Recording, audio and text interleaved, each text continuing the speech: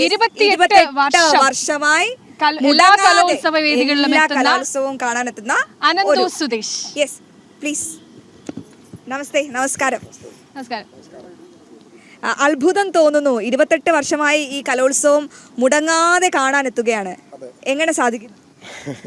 കലോത്സവം അത്രയ്ക്ക് ഇപ്പം എന്നെ ശരിക്കും കലമാൻ എന്നാണ് എനിക്ക് മാധ്യമങ്ങൾ നൽകിയിരിക്കുന്നൊരു പേര്. അതൊരു വളരെ സന്തോഷമുണ്ട്. എല്ലാ മാധ്യമങ്ങളും സ്റ്റോറി ചെയ്യാറുണ്ട്, ബൈറ്റ് എടുക്കാറുണ്ട്.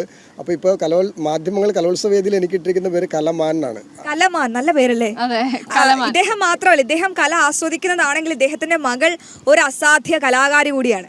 അതെ, 28 വർഷമായി. ഇപ്പോൾ 28ാമത്തെ വർഷമാണ് സംസ്ഥാന സ്കൂൾ കലോത്സവം ഞാൻ തുടർച്ചയായിട്ട് കാണുന്നത്. അപ്പോൾ 10,000 ഐറ്റങ്ങളെല്ലാം കുട്ടികളിങ്ങനെ പ്രകടനം നടത്തിയത് കണ്ട് ആസ്വദിച്ച ഒരാൾ ഇന്നെൻ്റെ മോള് ആ വേദിയിൽ വന്ന് പെർഫോം ചെയ്യുന്നത് കാണാനുള്ളൊരു മഹാഭാഗ്യം. പെർഫോം ചെയ്യുന്നത് ഹയർ സെക്കൻഡറി ഭാഗം പെൺകുട്ടികളുടെ മോഹിനിയാട്ടമായിരുന്നു. 28 വർഷമായിട്ട് ഇങ്ങനെ കലോത്സവത്തിൽ എത്തുമ്പോൾ ആഗ്രഹിച്ചതാണോ തനിക്ക് സാധിക്കാൻ പറ്റാത്തത് മകൾ ഈ കലോത്സവ വേദിയിൽ മാറ്റുരയ്ക്കണമെന്ന്? മോള് ജനിക്കുന്നതിന് മുമ്പേ ഞാൻ ആഗ്രഹിച്ചാണ് എനിക്കൊരു മോളുണ്ടാവണം, സംസ്ഥാന കലോത്സവത്തിൽ കൊണ്ടുവരണം എന്നുള്ളത് ആഗ്രഹിച്ചിരിക്കുന്ന കാര്യമാണ്. ഈ 28 വർഷം എല്ലാ കലോത്സവവും കണ്ടറിഞ്ഞ ഒരാളാണ്. അപ്പോൾ എങ്ങനെയായിരുന്നു ആ കലോത്സവത്തിൽ ഒരു മാറ്റം ഇന്ന് ഇവിടെ എത്തി നിൽക്കുമ്പോൾ എന്തൊക്കെ അനുഭവങ്ങളാണുള്ളത്?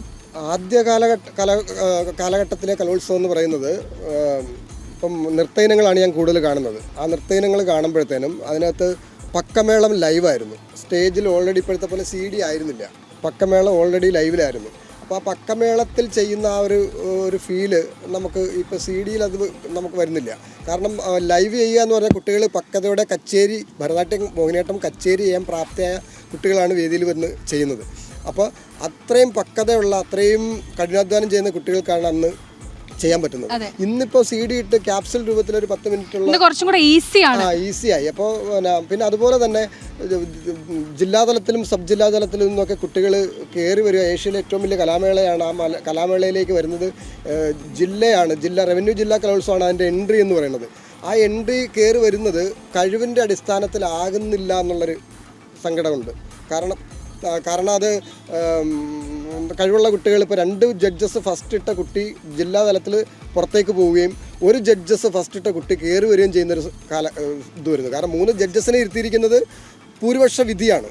ആ 1 ജഡ്ജസ് വന്നിട്ട് മാർക്ക് വേരിയേഷൻ നടത്തി വിജയിപ്പിച്ച് പോകുന്ന ഒരു അത് നമുക്ക് സങ്കടകരമായ ഒരു അവസ്ഥ കാണുന്നുണ്ട്. ചേട്ടൻ ഇങ്ങനെ വേദികളൊക്കെ കാണുമ്പോൾ ചിന്തിച്ചിട്ടുണ്ടോ എനിക്കും പങ്കെടുക്കാൻ കഴിഞ്ഞിരുന്നുവെങ്കിൽ?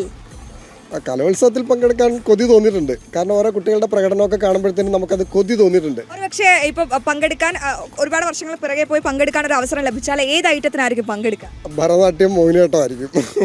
അടിപൊളി. എന്തായാലും ഇഞ്ചോടിഞ്ച് പോരാട്ടമാണ് ഇപ്പൊ നടക്കുന്നത്. ഈ തൃശ്ശൂര്, കോഴിക്കോട്, അതുപോലെ ആദ്യത്തെ ജില്ലയായിട്ടുള്ള തൃശ്ശൂര്, അതുപോലെ കണ്ണൂര്. എന്താണ് ഇതുവരെ ഒരു നിഗമനം? ആര് കപ്പ് കൊണ്ടുപോകും? കോഴിക്കോടാണോ? കോഴിക്കോടാണ് കൂടുതൽ തവണ കൊണ്ടുപോയിരിക്കുന്നത്. തൃശ്ശൂരുകാർ വിട്ടുകൊടുക്കുവോ? വിട്ടുകൊടുക്കാൻ പറ്റുമോ? കണ്ണൂരുണ്ട്. ഇപ്പൊ തൃശ്ശൂർ തന്നെ ഞാൻ 4ാമത്തെ കലോത്സവമാണ്. 2004 തൃശ്ശൂർ കലോത്സവം വന്നിരുന്നു, 2012 വന്നിരുന്നു, 2018 വന്നിരുന്നു, ഇപ്പൊ 2026 വന്നിരിക്കുന്നു. 4 കലോത്സവം വന്നിരിക്കുന്നു. കഴിഞ്ഞ കപ്പ് തൃശ്ശൂരിനായിരുന്നു. പക്ഷേ കലമാൻ ഇപ്രാവശ്യത്തെ കലോത്സവം ഇരട്ടി മധുരമാണ്. ഒരു അഭിമാനം കൂടിയല്ലേ? മകൾ A ഗ്രേഡ് സ്വന്തമാക്കിയിരിക്കുകയാണ്. അച്ഛൻ്റെ സ്വപ്നം മകളിലൂടെ പൂവണിഞ്ഞു. എന്ത് തോന്നുന്നു ഈ നിമിഷത്തിൽ ഒരു പിതാവെന്ന നിലയിൽ? അതായത് ഞാനൊരു കെട്ടിടം പണിക്കാരനാണ്, പ്ലംബിങ്ങിൻ്റെ ഇലക്ട്രിക്കിൻ്റെ ഒക്കെ വർക്കാണ്. അപ്പോൾ എന്നെ പോലുള്ള സാധാരണക്കാരുടെ മക്കളും പങ്കെടുക്കേണ്ട ഒരു സ്പേസ് ഇവിടെ ഉണ്ട് എന്നുള്ളത് കലാകേരളം നമുക്ക് തന്നു. അതൊരു വലിയ മഹാഭാഗ്യം. അതിൻ്റെ കൂടെ ഒരു ഐറ്റം നമ്മൾ ചെയ്യണമെങ്കിൽ 1,60,000 50,000 രൂപ ചിലവുണ്ട് പുതിയൊരു ഐറ്റം വേദിയിൽ വരണമെങ്കിൽ. ഞങ്ങളെ സംബന്ധിച്ച് അതൊന്നും ചിന്തിക്കാൻ പോലും പറ്റുന്നതല്ല. അപ്പോൾ കലാമണ്ഡലം അക്ഷര ടീച്ചറിൻ്റെ അടുത്താണ് മോള് പഠിക്കുന്നത്. ടീച്ചർ 1 രൂപ പോലും ഫീസ് മേടിക്കാതെ, മാസം ഫീസ് 1 രൂപ പോലും മേടിക്കാതെ 92 ദിവസം വീട്ടിൽ നിർത്തി, സ്കൂള് മിസ്സാക്കി വീട്ടിൽ നിർത്തി പഠിപ്പിച്ച് ആ വേദിയിൽ കൊണ്ടുവന്ന് അതൊരു മഹാഭാഗ്യമാണ് നമുക്ക്. ഈ സാധാരണക്കാരെ സംബന്ധിച്ച് ഇത്ര അധികം തുക ചിലവഴിച്ച് കലോത്സവത്തിന് എത്തുക അത് ഇപ്പോഴും ഒരു പ്രതിസന്ധി തന്നെയാണ്. പ്രതിസന്ധിയാണ്. ഞാൻ അനുഭവസ്ഥനാണ്. ഇപ്പം ഞാൻ 3000 ഐറ്റങ്ങൾ ഈ കണ്ണിലൂടെ കണ്ടുപോയിട്ടുണ്ട്. അതൊക്കെ ആസ്വദിച്ചപ്പോഴത്തേന് ഇതിനകത്ത് ഇത്രയും ചെലവുണ്ട്, ഇത്രയും കഠിനാധ്വാനം വേണമെന്നുള്ളത് എൻ്റെ മോളെ വേദിയിലേക്ക് കൊണ്ടുവന്നപ്പോഴാണ് അത് അനുഭവിക്കാൻ തുടങ്ങിയത്. ഇപ്പോൾ ഇന്നലത്തെ മോഹിനിയാട്ടത്തിൻ്റെ ഡ്രസ്സിന് തന്നെ 10,000 കണക്കിന് രൂപ ചിലവതിനുണ്ടായിരുന്നു. അപ്പോൾ എനിക്കതൊന്നും ചെയ്യാൻ പറ്റില്ല, വാടകയ്ക്ക് എടുക്കാനേ പറ്റുള്ളൂ. പക്ഷേ ആ മോള് കളിക്കട്ടെ, അവൾ വേദിയിൽ വരണം എന്ന് പറഞ്ഞുകൊണ്ട് ദീപ എൻജോയ് ഫസ്റ്റാസ് എന്ന് പറഞ്ഞൊരു തൃശ്ശൂരിലെ ഒരു കോസ്റ്റ്യൂമറാണ്. അവർ ഫ്രീ ആയിട്ടാണ് ആ ഡ്രസ്സ് എനിക്ക് സ്റ്റിച്ച് ചെയ്ത് തന്നത്.